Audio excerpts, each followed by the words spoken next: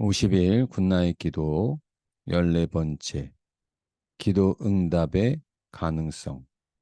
누가복음 1장 5절로 13절. 유대왕 헤롯 때에 아비야 반열에 제사장 한 사람이 있었으니 이름은 사가랴요 그의 아내는 아론의 자손이니 이름은 엘리사벳이라. 이 두 사람이 하나님 앞에 의인이더니 주의 모든 계명과 규례대로 흠이 없이 행하더라. 엘리사벳이 잉태하지 못하므로 그들에게 자식이 없고 두 사람의 나이가 많더라. 마침 사가랴가 그 반열의 차례대로 하나님 앞에서 제사장의 직무를 행할세 제사장의 전례를 따라 제비를 뽑아 주의 성전에 들어가 분향하고 모든 백성은 그 분향하는 시간에 밖에서 기도하더니 주의 사자가 그에게 나타나 향단 우편에 선지라. 사가랴가 보고 놀라며 무서워하니 천사가 그에게 이르되 사가랴여 무서워하지 말라. 너의 간구함이 들린지라. 내 아내 엘리사벳이 내게 아들을 낳아주리니 그 이름을 요한이라 하라. 우리는 기도하면 응답을 하신다 믿습니다. 그런데 어떻게 응답을 하시는가 잘 모릅니다. 우리의 기도는 응답이 지체되거나 낙심할 일이 생기는데 그것을 어떻게 이기는지 알 때 온전히 할 수 있습니다. 세례 요한의 아버지 사가랴는 제사장이었습니다. 그의 어머니 엘리사벳은 아론의 자손입니다. 기도를 많이 한 사람들입니다. 사가랴와 엘리사벳은 그럼에도 아기를 가지지 못해서 낙심합니다. 그리고 이제는 나이가 많고 늙어서 아이를 가질 수 없는 나이가 되었습니다. 사가랴가 분향할 차례가 되어 성전에 들어가자 하나님의 천사가 사가랴에게 아기를 갖게 될 것이라 하였습니다.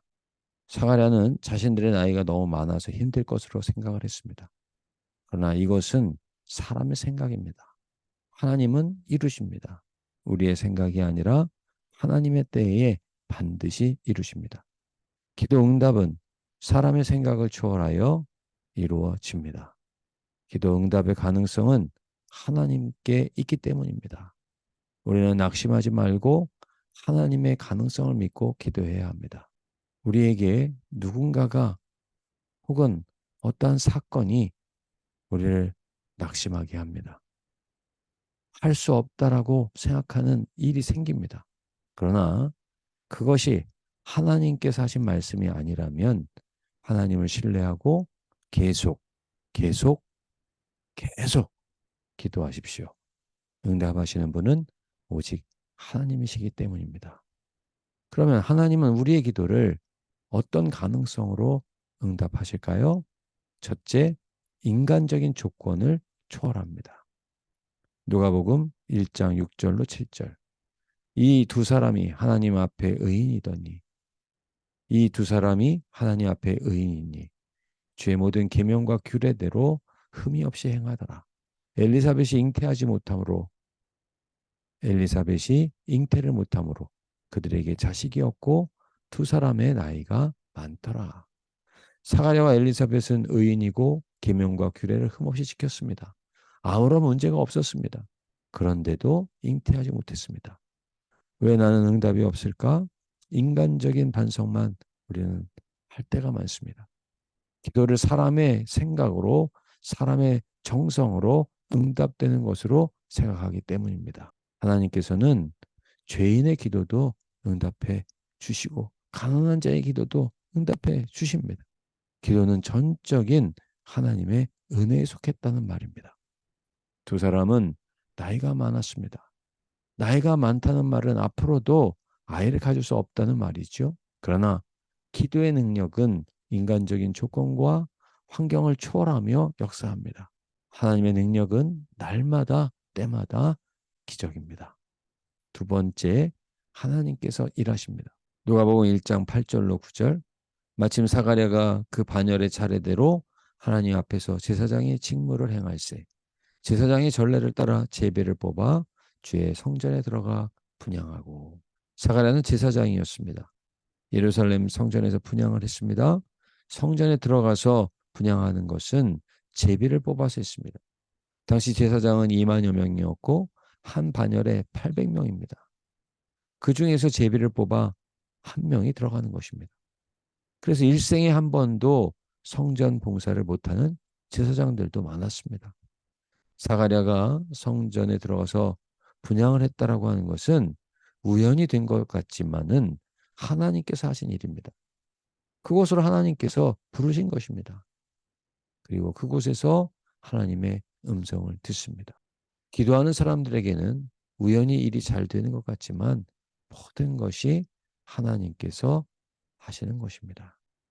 세 번째, 기도 소리가 하나님께 들렸습니다. 누가복음 1장 13절, 천사가 그에게 이르되 사가랴여 무서워하지 말라. 너의 간구함이 들린지라. 내 아내 엘리사벳이 내게 아들을 낳아주리니 그 이름을 요한이라 하라. 사가랴가 성전에서 분향을 하는데 하나님의 천사가 말씀했습니다. 너의 간구함이 들린지라. 들려졌다라고 하는 것은 소리를 들었다는 말과 다릅니다. 다른 성경 번역에서는 너의 간구함을 하나님께서 들어주셨다라고 표현한 곳이 많습니다. 그러나 개역 개정에는 간구함이 들렸다 했습니다. 이는 기도하는 자에게 강조점이 있습니다. 소리를 듣는 쪽에서 반응할 수밖에 없다는 말씀입니다. 아기 소리에 다른 사람은 몰라도 엄마는 알고 반응하듯이 소리가 들려지는 것은 듣고 싶지 않아도 들리게 된다는 말입니다. 성도의 기도의 소리는 하나님께서 들으실 수밖에 없습니다. 성도의 기도는 하나님께서 반드시 들으십니다. 네 번째, 기도의 응답은 기적입니다. 누가복음 1장 18절로 20절, 사가랴가 천사에게 이르되 내가 이것을 어떻게 알리오? 내가 늙고 아내도 나이가 많으니라. 천사가 대답하여 이르되 나는 하나님 앞에 서 있는 가브리엘이라. 이 좋은 소식을 전하여 내게 말하라고 보내심을 받았노라. 보라, 이 일이 되는 날까지 내가 말을 못하는 자가 되어 능히 말을 못하리니 이는 내가 내 말을 믿지 아니함이거니와 내가 이르면 내 말이 이루어지리라 하더라. 하나님의 천사는 아들을 낳을 것이라고 하였지만은 사가랴는 내가 늙고 아내도 나이가 많다고 하였습니다. 자신들에게 불가능하다는 말입니다. 천사가 이 일이 되는 날까지 말 못하는 자가 될 것이라고 하였습니다. 그럴 때 천사는 이 일이 이루어지는 날까지 내가 말 못하는 자가 될 것이라고 하였습니다. 두 사람이 아이를 얻는다는 것은 상식적이지도 과학적이지도 합리적이지도 않습니다. 그러나 하나님의 능력은 거기에 머물러 있지 않습니다. 사가랴는 그때부터 말을 하지 못했습니다. 그러다가 엘리사벳이 아이를 낳았습니다. 아이의 이름을 요한이라고 할 거라고 엘리사벳이 말했습니다. 다른 사람들은 우리의 가문에 그런 이름이 없다고 하였을 때 사가랴에게 아이의 이름을 묻는데 사가랴가 아이의 이름을 요한이라고 적는 순간 그의 입에서 말이 열려지게 됩니다. 이렇게 하나님은 사람이 믿기 어려울 만큼 큰 능력으로 기적을 믿게 하십니다. 사랑하는 성도 여러분, 낙심할 일이 생겨도 기도하시기를 바랍니다. 기도는 기적을 기대하며 그래도 하는 것입니다. 기도는 오직 하나님의 능력으로 역사하기 때문입니다. 기도의 가능성을 믿고 하나님 앞에 기도하며 응답받고 승리하는 우리 성도님들이 되시기를 바랍니다.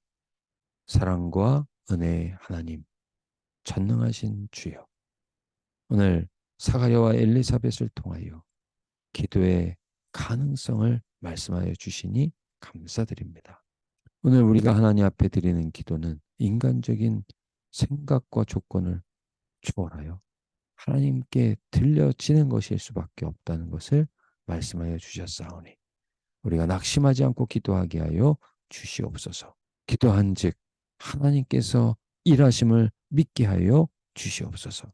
그리고 기도의 응답이 하나님께로부터 임할 때 하나님의 역사는 우리가 생각하지 못했던 기적을 이루어도 나옴이 있음을 믿고 끝까지 기도하며 응답받고 승리하는 우리의 삶이 되고 우리의 기도가 되고 하나님의 사람들로 살아갈 수 있게 하여 주시옵소서.